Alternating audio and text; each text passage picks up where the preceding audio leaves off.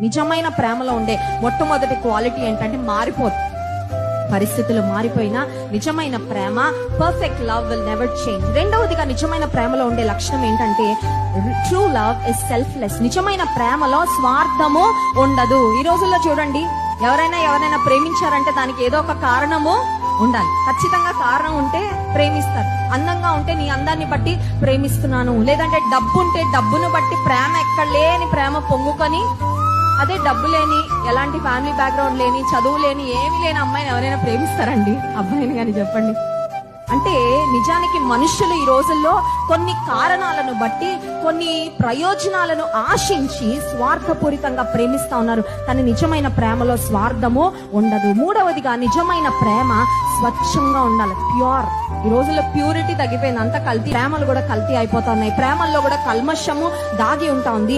నేటి దినాల్లో చాలా మంది ప్రేమ అని చెప్పుకొని వస్తున్నారు, కానీ అక్కడ నిజంగా ఉన్నది ప్రేమ కాదు, మోహం, లస్ట్.